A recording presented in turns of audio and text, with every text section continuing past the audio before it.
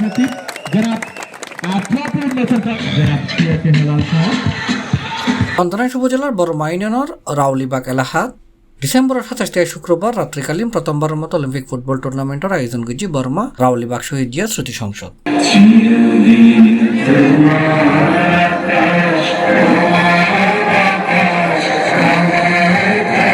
আনুষ্ঠানিকভাবে জমকালো নানান আয়োজনের মধ্য দিয়ে অলিম্পিক ফুটবল টুর্নামেন্টের চন্দনেশ থানার তদন্ত কর্মকর্তা যুজুৎসু যশ চাকমার সভাপতিত্বে চট্টগ্রাম প্রবাসী ক্লাব লিমিটেডের প্রতিষ্ঠাতা ও chairman Khandakar M A Helal Uddin সিআইপির উদ্বোধনে এটা প্রধান অতিথি হিসেবে উপস্থিত আছেন বাংলাদেশ জাতীয়তাবাদী দল বিএনপির চন্দনেশ উপজেলা সদস্য সচিব আকমা মোজাম্মেল হক। পুরো চন্দনেশ ইনশাআল্লাহ জাগ্রত হবে এবং এই ফুটবল খেলাকে প্রাধান্য দিয়ে দলমত নির্বিশেষে শহীদদের হাতকে শক্তিশালী করার জন্য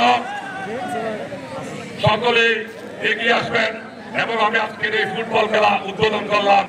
দীর্ঘমেয়াদী একটা খেলা মনে হয়, তো আমরা থানার পক্ষ থেকে সার্বক্ষণিক নজর থাকবে। আমরা আশা করব খেলায় কোনো হার জিত নাই, সবাই খেলাকে আনন্দ হিসেবে উপভোগ করে যদি খেলতে পারেন। আমি আশা রাখবো যাতে কোনো ধরনের বিশৃঙ্খলা সৃষ্টি না হয়।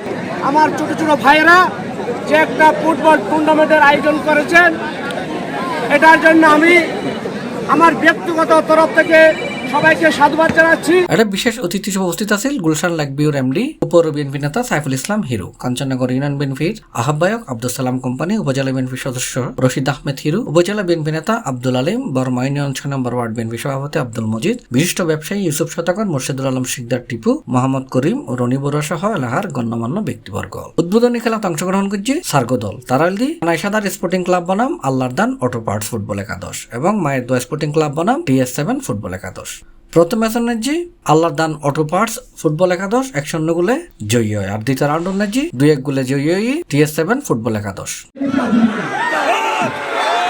এই সময় তার উপস্থিত আছেন শহীদ জিয়া স্মৃতি সংসদ কর্তৃক আয়োজিত কমিটির সভাপতি রিয়াজ উদ্দিন, সহসভাপতি নাইরুল হক ইরফান, সেক্রেটারি স্কান্দার মিয়া, অর্থ সম্পাদক মনিরুল হক রিয়ান, প্রচার সম্পাদক ইকরামুল হোসেন রাব্বি সহ ক্রীড়া সম্পাদক গিয়াসউদ্দিন এবং অন্যান্য সদস্য। ধন্যবাদ। C+ TV Chittagong.